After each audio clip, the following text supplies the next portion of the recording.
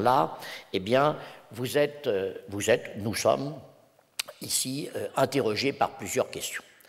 Première question, l'instabilité réglementaire.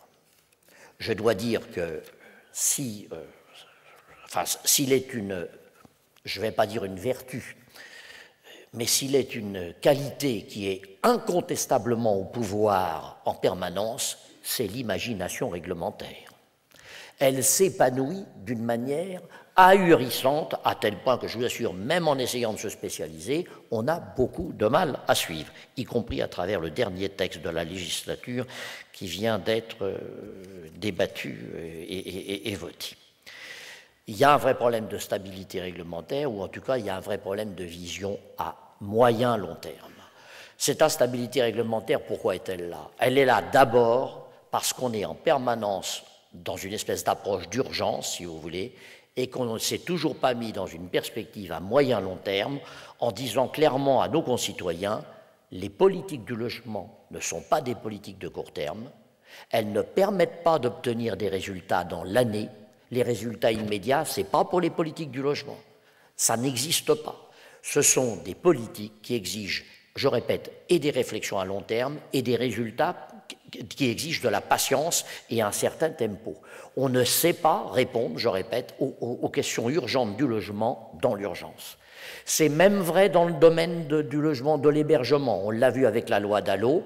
La loi Dallot a commencé à procurer des effets incontestables, je peux vous dire, depuis 1 an et demi, 2 ans, parce qu'on a redonné la main au préfet sur le contingent préfectoral. Et il faut savoir qu'aujourd'hui, dans toutes les régions de France, hors Île-de-France, alors je vous l'accorde, l'Île-de-France c'est 60% du problème Dallot, dont la moitié à Paris. Mais dans toutes les régions de France, hors Île-de-France, grâce à la reprise en main du contingent préfectoral par les préfets, eh bien aujourd'hui on traite le flux, le stock est réglé. Il y aura toujours des exceptions ici ou là qu'on pourra mettre en exergue, mais la question du stock est réglée dans toutes les régions d'Île-de-France, globalement, là où les préfets en effet utilisent le contingent. Eh bien il a fallu pour ça, je vous le dis, il a fallu pour ça pratiquement 3 ans. Et on n'a pas encore résolu la question, bien entendu, je le répète, en Île-de-France, en région parisienne. Donc, ce sont les politiques de moyen long terme. Eh bien, si on veut effectivement ne plus avoir cette instabilité réglementaire permanente, je crois qu'il serait grand temps, en effet, de se repositionner, si vous voulez, sur du moyen long terme. La deuxième question, c'est l'instabilité également dans le domaine financier. Là, soyons honnêtes, il y a ce qui dépend de nous et ce qui ne dépend pas de nous.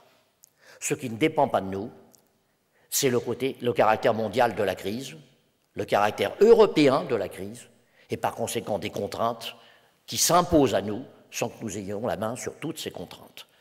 C'est la raison pour laquelle, vous l'avez bien vu, il y a des restrictions financières extrêmement fortes du côté des aides, je le répète, du côté des aides, notamment des aides, enfin aussi bien d'ailleurs des aides à la pierre que des aides à la personne, et ces restrictions, nous n'y échapperons pas. Quels que soient les gouvernants demain, je n'imagine pas qu'on puisse aller trouver des milliards, si vous voulez, dans le contexte financier qui est celui que l'on a, des milliards aussi facilement que ça, si vous voulez, sous le pied d'un cheval. Donc la question financière, eh bien pour ce qui dépend de nous, en revanche, eh bien, il y a là encore, il y a quoi? Il y a la question de la TVA. Bon. Elle a été traitée, je n'étais pas du tout hostile à la question de la TVA, je l'ai soutenue. Mais ce que je regrette, c'est qu'on n'ait pas prévu dans ce changement de taux de TVA la période intermédiaire absolument nécessaire pour que vous puissiez vous engager dans un certain nombre d'opérations, gérer la période de transition entre le moment donné où vous avez des acheteurs et le moment où le taux va s'appliquer. On le sait, on est là. Alors ça, c'est le défaut des lois votées ou parfois préparées dans l'urgence. On ne prévoit pas les périodes de transition et à tort, qui effectivement doivent certainement vous poser d'énormes difficultés, et j'en entendais parler à l'instant et tout à l'heure, et je ne suis pas étonné. Là encore, ayons, même quand on a une vision à long terme, ayons au moins la sagesse, si vous voulez, de prévoir les périodes de transition nécessaires. Instabilité financière qui ne dépend pas vraiment de nous, celle des taux d'intérêt. Que seront les taux d'intérêt dans 1 an, 2 ans, 3 ans? Et vous savez à quel point la question de la solvabilité, n'est-ce pas, des acquéreurs, la solvabilité, elle dépend largement, très largement des taux d'intérêt. Nous avons des taux qui restent historiquement relativement bas, mais aujourd'hui, il faut s'en souvenir, 2 500 000 ménages, 2 500 000 ménages, en termes de ratio de solvabilité, dépendent de 50 € par mois. À 50 € par mois de plus ou de moins, on passe, n'est-ce pas, dans les critères bancaires ou on ne passe plus dans les critères bancaires. C'est dire à quel point, si vous voulez, là, la question des taux d'intérêt est majeure. On n'a pas forcément une visibilité totale là-dessus. Alors, je voudrais enfin aborder 2 derniers points. S'agissant donc des perspectives, c'est dans ce cadre que nos perspectives se situent. Eh bien, nos perspectives, effectivement, vos perspectives, ce sont celles d'une période probablement assez longue dans laquelle on va avoir incontestablement une restriction de la construction, globalement. Et je suis de ceux qui n'ignorent pas qu'un logement neuf, c'est en gros 1,8 emplois. En d'autres termes, si on perdait 50 000 logements, si vous voulez, on perd autour de 80 000 emplois. Ça n'est pas rien non plus en termes de filière, j'y suis sensible. Mais comment, la question qui va se poser, c'est comment arriver avec des moyens financiers, je répète, plutôt réduits, comment arriver malgré tout à répondre à la demande. Alors je voudrais indiquer quelques pistes sur lesquelles incontestablement on peut faire de grands progrès. Première piste, la question de l'urbanisme. Monsieur le Président, vous l'avez indiqué tout à l'heure en évoquant le thème de la densité, sans tomber dans la caricature d'ailleurs. La densité n'est pas forcément synonyme d'urbanisme sur dalle. Trop peu de gens savent dans notre pays que l'urbanisme haussmannien est infiniment plus dense que l'urbanisme sur dalle, si vous voulez, des tours bien connus. C'est la question donc de l'organisation de l'espace à travers l'urbanisme. Et première question, eh bien, quelle gouvernance pour cet urbanisme? J'ai entendu parler tout à l'heure, n'est-ce pas, par M. le maire de Guéron, de Nantes-Saint-Nazaire et du lien entre Nantes et Saint-Nazaire. Eh bien, de ce point de vue, il y a un combat à mener et qu'il faut continuer à mener. Je sais, je n'ai pas été suivi, je n'ai pas gagné ce combat à l'Assemblée. Nous avons été minoritaires et pour vous rassurer tout de suite, je vous le dis très clairement, le débat divisait aussi bien à gauche qu'à droite qu'à gauche. C'est un débat qui était complètement transversal. J'étais personnellement, et je reste personnellement, très partisan du PLU, du plan d'urbanisme intercommunal.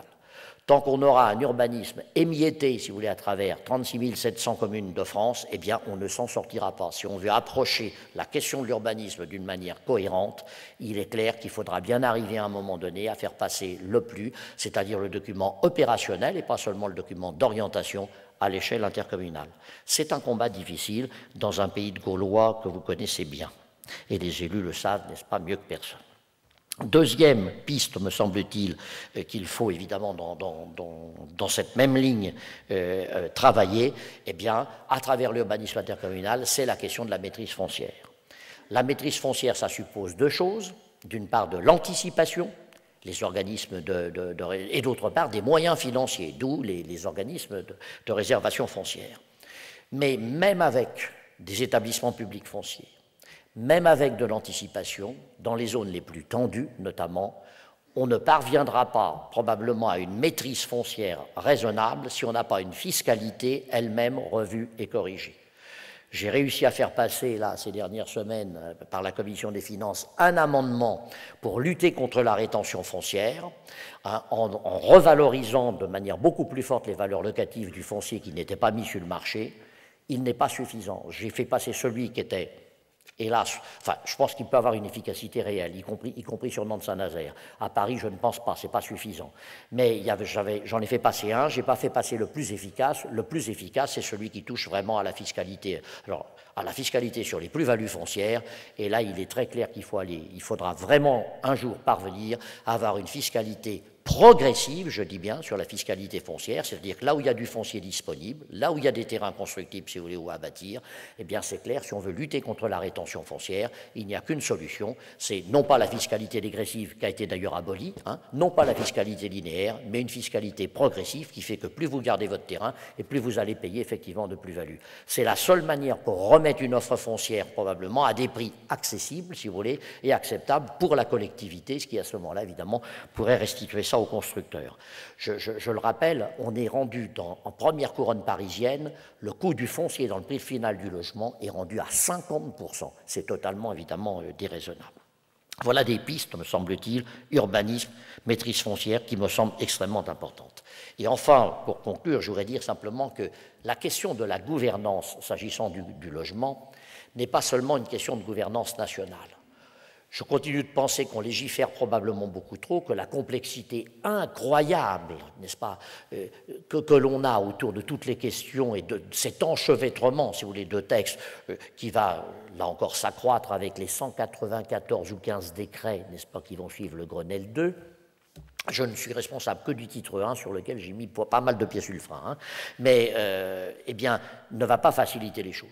Je continue de penser que parmi les réflexions qu'on devrait avoir dans les années qui viennent, c'est peut-être demander moins au niveau national, hein, les règles essentielles au niveau national, soit les règles de gouvernance, mais qu'ensuite on décline, notamment à travers des programmations qui pourraient être faites à l'échelle régionale, si vous voulez, qu'on décline la diversité sur les territoires pour mieux prendre en compte, encore une fois, cette diversité territoriale, s'appuyant sur les intercommunalités en ce qui concerne, si vous voulez, l'opérationnel, les agglomérations notamment en ce qui concerne l'opérationnel, s'appuyant sur le plan stratégique sur les régions.